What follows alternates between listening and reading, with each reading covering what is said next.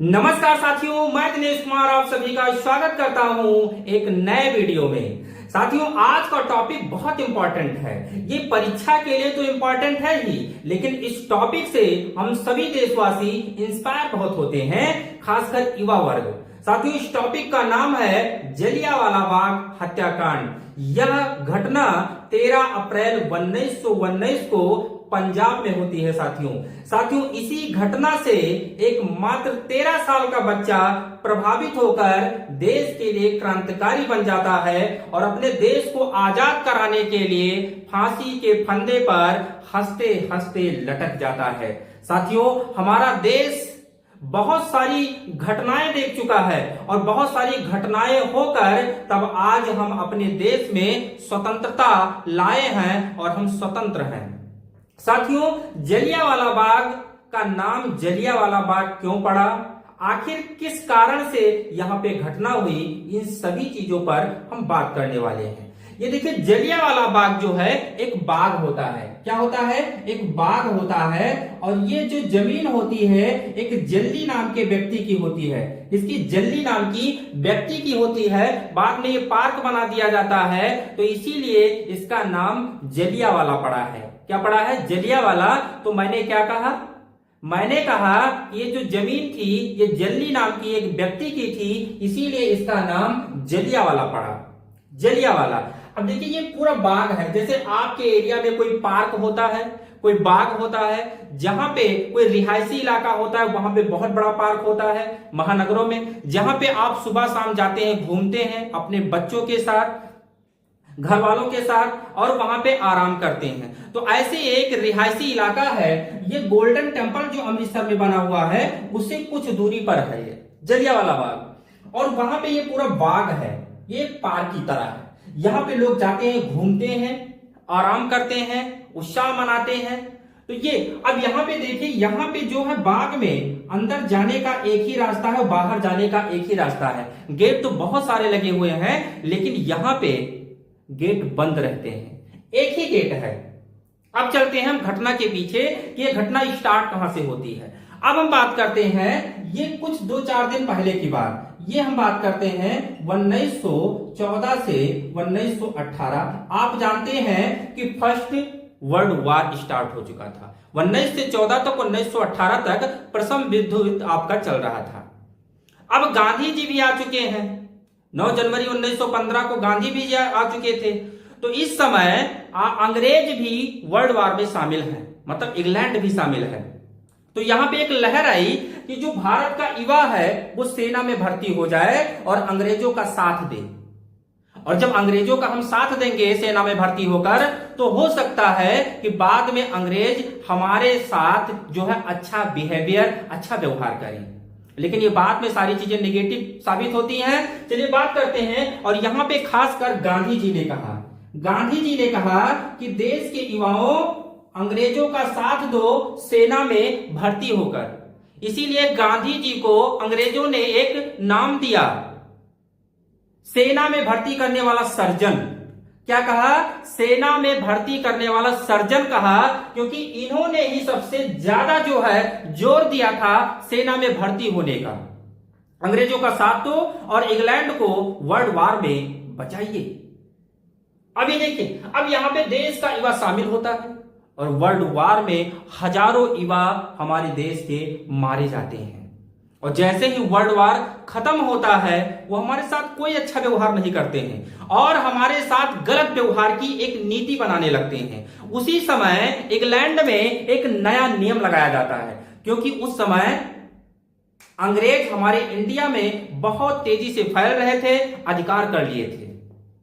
तो इंग्लैंड में एक नियम लगाया जाता है कि भारत में नए नए क्रांतिकारी उत्पन्न हो रहे हैं और वो युवा वर्ग।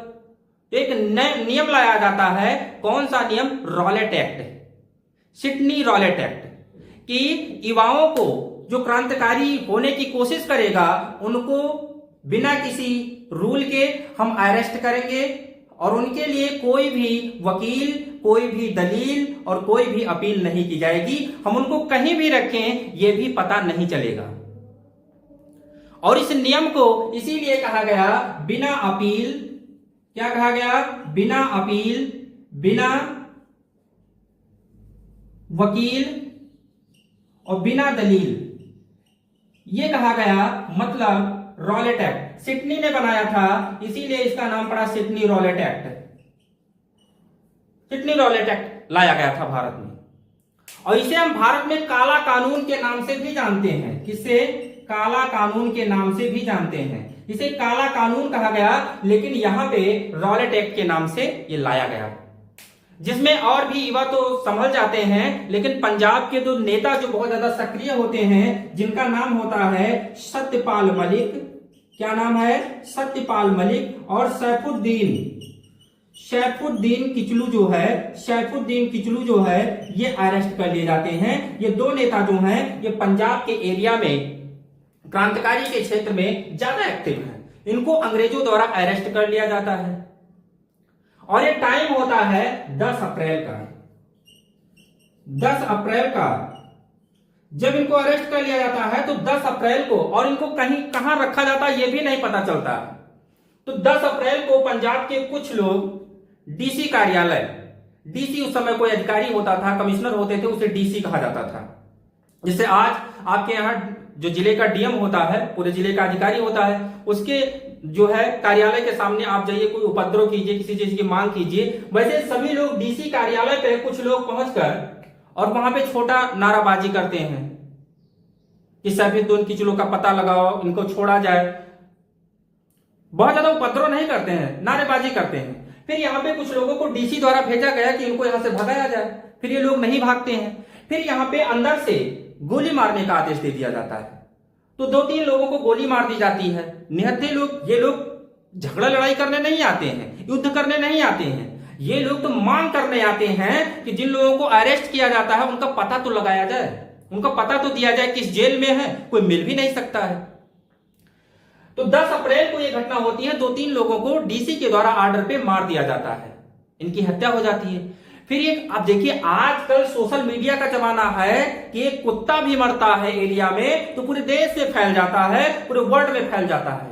लेकिन सोशल मीडिया का जमाना नहीं है। यहाँ बड़ी से बड़ी घटनाएं हो जाती हैं तो वो कहीं 1 महीने के बाद, 1.5 महीने के बाद, रेडियो भी नहीं है, समाचार पत्र कहीं महीने में एक आध के हाथ लग गया तो पढ़ रहा है पूरे 1-2 महीने की खबर। ऐसी समय है। तो यहां पे जब मार दिया जाता है तो उसी समय ये जो बात है ये पूरे पंजाब में फैल जाती है, और जैसे ही फैल जाती है, जैसे ही यहाँ पे क्या लगा दिया जाता है, मार्शल लॉ लगा दिया जाता है, कर्फ्यू लगा दिया जाता है। रोडों पे जो है मिलिट्री ही दौड़ रही है, सेना ही डर रही है, पुलिस ही दौड़ रही है, सबको घरों में बंद कर दिया जाता है। अब 10 अप्रैल के दिन जो है ये घटना होती है। उसके बाद आ जाता है 3 दिन बाद 13 अप्रैल। 13 अप्रैल ये जो दिन है ये बैसाखी का दिन है। किसका दिन है? बैसाखी का दिन है। बैसाखी का दिन है, और ये बैसाखी का दिन पंजाबियों के लिए बहुत महत्वपूर्ण दिन होता है। जैसे हिंदू धर्म में जन्माष्टमी होता है, हम लोग घूमते हैं, कोई और त्योहार होता है, हम लोग घूमते हैं, टहलते हैं, अपने बच्चों को पार्क में ले जाते हैं, मेला देखने ले जाते हैं। ऐसे ये लोग जो है ये 13 अप्रैल को मेला देखने, घूमने, तो यहाँ पे पार्क होता है, यहाँ पे हजारों लोग इकट्ठा हो जाते हैं, घूमने आते हैं बच्चों के साथ, यहाँ पे इकट्ठे हो जाते हैं, यहाँ पे ये घूमने आते हैं। यहाँ पे किसी का कोई प्रयोजन नहीं होता है कि हम यहाँ पे जाएंगे, कोई आंदोलन करेंगे या कोई हम योजना बनाएंगे, कोई ऐसा प्रयोजन नहीं होता है कि बैसाखी का दिन है, यहाँ पे लोग अपने घरों से अपने बच्चों, अपनी बीबी, अपने माता पिता के साथ सभी लोग घूमने टहलने निकल चुके हैं, निकले हुए हैं। तो पार्क में सभी लोग, यहाँ पे कोई लेटा है, कोई बैठा है, कोई बात कर रहा है, बहुत सारी चीजें होंगी। तो यहाँ पे कुछ मिट्टी का ढेर है, कोई कंक्रीट गिट्टी का ढेर है। यहाँ पे कुछ सक्रिय नेता भी होते हैं युवा वर्ग के, जो यहाँ पे अपनी बातों को पहुंचाने का, यहाँ पे जब कोई लोग इकट्ठा होते हैं, ज्यादातर देखें नेता कहां पे भाषण देते हैं, जहां पे लोग इकट्ठा होते हैं वहीं पे वो चले जाते हैं, शुरू हो जाते हैं तुरंत। तो यहाँ पे जब लोग इकट्ठा होते हैं तो यहाँ पे कुछ सक्रिय नेता होते हैं, छोटे युवा वर्ग, जो यहाँ पे जाते हैं इस मिट्टी के ढेर पे, गिट्टी के ढेर पे चढ़कर और अपनी बातों को कहने लगते हैं इन सभी से। बताए होंगे कि हमारे साथ ऐसा हो रहा है, मतलब ऐसा नियम लाया गया है कि किसी को अरेस्ट कर लिया जाए, खासकर युवाओं को जो क्रांतिकारी के क्षेत्र में आ रहे हैं, जो अपने देश की आजादी के लिए मांग उठा रहे हैं, उनको अरेस्ट कर लिया जाता है और उनको यह भी नहीं बताया जाता है किस जेल में रखा गया है, कैसा हाल चाल है उनका, कुछ भी पता नहीं चल रहा है साथियों। तो यहां पे ये लोग जैसे ही क्या कर रहे हैं, यहां पे बता रहे हैं, यहां पे लोग सुन रहे हैं, ज्यादा लोग इकट्ठा हैं, गेट निकलने वाला एक ही है। तो यहां पे इस समय 2 अधिकारी है पंजाब के क्षेत्र में, एक है माइकल ओडायर, और एक है जनरल ओडायर। क्या है? General O'Dwyer. ये जो माइकल ओडायर है, सरनेम एक ही लेकिन माइकल है, और जनरल ओडायर। तो ये क्या करता है, माइकल ओडायर ये आदेश दे देता है किसको? जनरल ओडायर को, कि आप वहां पहुंचिए। तो तुरंत ये कि अपनी सेना की टुकड़ी लेकर और एक तोप लेकर अंदर पहुंच जाता है। तो ये रास्ता बहुत छोटा होता है, सकरा होता है, तोप तो यहीं खड़ी कर देता है, अंदर नहीं जाती है, लेकिन ये टुकड़ी जाती है जो सेना की, ये चारों तरफ ऐसे घेर लेती है।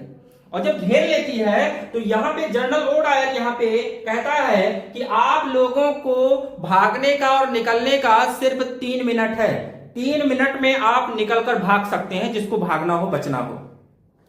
3 मिनट के बाद मैं गोली चलाने का आदेश दे दूंगा। अब बताइए कि यहां पे ये लोग कोई लड़ने नहीं आए थे, ये लोग यहां पे घूमने आए हैं, और यहां पे कुछ युवा वर्ग जो है अपनी बातों को अपने देश के लिए वो आम जनों तक पहुंचाने का काम कर रहे हैं। यहां पे कोई किसी का मकसद नहीं है लड़ाई करने का, युद्ध करने का, लेकिन इनकी मानसिकता देखिए, ये पहुंचकर ये आदेश देते हैं कि आपके पास केवल भागने और बचने का 3 मिनट है, 3 मिनट के बाद गोली चला दी जाएगी। तो यहां पे लोग कैसे भाग ले? यहां पे 3 मिनट के बाद ये लोग गोली चलाने का आदेश दे देते हैं, लोग भागने लगते हैं। कहां भाग जाए? कुछ लोग दीवारों पे चढ़ते हैं। तो यहां पे एक कुआं है जलियांवाले बाग में, आज भी आप जब जाएंगे जलियांवाले बाग में तो यहां पे कुआं है। इस कुएं में भी लोग जान बचाने के लिए कूदने लगे, और उसके बाद जब ये कांड हुई तो उसके बाद सैकड़ों लाशें इस कुएं से निकाली गई, खून से पूरा भर गया था, इसकी दीवारों में आज भी छेद है, और यहां पे लगभग 1,500 लोग मारे गए थे, छोटे छोटे बच्चे मारे गए थे, क्योंकि बच्चे भी उस समय गए थे बैसाखी के दिन, यहां पे खेल रहे थे, कूद रहे थे, घूम रहे थे, उत्साह मना रहे थे, छोटे छोटे बच्चे मारे गए थे। बताइए ये कैसी घटना थी। आज जब इस घटना को पढ़ा जाता है, हमारे देश में कुछ ऐसे लोग हैं जो कहते हैं हमको आजादी 2014 में मिली, उनको कभी इस घटना को बताया जाए, पढ़े हों, तब उनको समझ में आए कि कितनी हमारे देश के लोग आजादी को दिलाने के लिए आहुति दी है अपने प्राणों की, उनको क्या पता।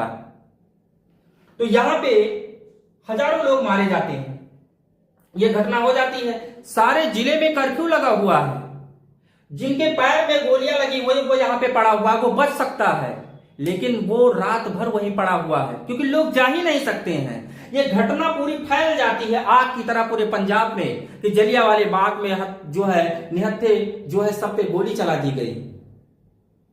जब ये घटना पूरे पंजाब में फैल जाती है तो लोग अपने घरों से निकलते हैं, लेकिन वो वहां तक नहीं पहुंच पाएंगे, क्योंकि पूरे पंजाब में कर्फ्यू लगा दिया गया है, मार्शल लॉ चल रहा है। अब साथियों ये 13 अप्रैल 1919 की घटना है, लेकिन 21 ईयर्स बाद जो है इस घटना का बदला लेते हैं सरदार उधम सिंह। कौन है? सरदार उधम सिंह जो है यही बदला लेते हैं। जनरल ओडायर जो है यही मार दिया जाता है। ये जो माइकल ओडायर है ये लंदन के कॉस्टन हॉल में इसको जाके मारते हैं उधम सिंह यहीं पे। ये जब यहां पे जाता है तो इंग्लैंड, ऐसा नहीं है कि अंग्रेज सारे गलत थे, कुछ उसमें अच्छे भी थे। इंग्लैंड में इसकी बड़ी बदनामी, इससे पूछा गया कि आपने किसके आदेश पे जो गोली चलाया था, तो इसने बताया कि मेरे ऊपर वहां पे सेना ने हमला कर दिया था, लोगों ने हमला कर दिया था, इसलिए मैंने गोली चलवाया। बाद में जो है इसको, अब देखिए ये अच्छा काम किया था अपने हिसाब से, इसका प्रमोशन होना चाहिए, लेकिन इसका इस पद से डिमोशन हो जाता है इस घटना के कारण। ये भी जान लीजिए इस पद से डिमोशन हो जाता है और इसकी बहुत सारी निंदा होती है इंग्लैंड में कि आपने निहत्थे लोगों पे गोली चलवाया है, आपने गलत किया है। सारे अंग्रेज इसका जो है विरोध कर रहे थे। ऐसा नहीं है, सारे अंग्रेज इसका विरोध कर रहे थे और इसको अपने पद से नीचे जो है रख दिया गया, जबकि इसका प्रमोशन होना चाहिए अगर ये अंग्रेजों के लिए अच्छा काम किया था, अपने देश के लिए अच्छा काम किया था। और साथियों, भगत सिंह उस समय बहुत छोटे थे, मात्र 13 साल के हैं, और ये पैदल जलियांवाला बाग हत्याकांड तक जाते हैं, बाग तक, और वहां की आप देखे हैं कि वहां की मिट्टी एक बोतल में भर लेते हैं और कहते हैं कि इस हत्याकांड का बदला मैं लूंगा, और भगत सिंह उसी के बाद क्रांतिकारी बन जाते हैं। तो ऐसी ये घटनाएं हुई हैं हमारे देश में, बहुत सारी घटनाएं हुई हैं जो हमारे परीक्षा के लिए आज तो पढ़ा ही जाता है, लोग परीक्षा के लिए पढ़ते हैं, लेकिन ये परीक्षा के नहीं, इसको वैसे पढ़ना चाहिए, तब पता चलेगा जो हमारा देश आजाद हुआ है, लाखों लोगों ने अपनी प्राणों की आहुति दी है, कुछ लोग हंसते हुए फांसी के फंदों पर लटक गए, तब आज देश में आजादी मिली है। जो ये लोग कहते हैं आज की 2014 में आजादी मिली है, तो ऐसे लोगों को लगता है कि उनके पिताजी ने तो उनको पैदा किया, लेकिन उनको वास्तव में पिताजी 2014 में ही मिले हैं, ये भी वो कहेंगे। तो साथियों, ये जलियांवाला बाग हत्याकांड हमारे पेपर के लिए भी इंपॉर्टेंट है और इससे हम लोग इंस्पायर भी होते हैं। आगे आपको छोटी छोटी इतिहास की घटनाएं लेकर आते रहेंगे जो आपके पेपर के लिए भी इंपॉर्टेंट है और आपके जीवन के लिए भी इंपॉर्टेंट है, जिससे अपने देश की गौरव गाथा आज जो बनी हुई है, कहां से बनकर आई है, हम सभी लोग को जानना बहुत जरूरी होता है।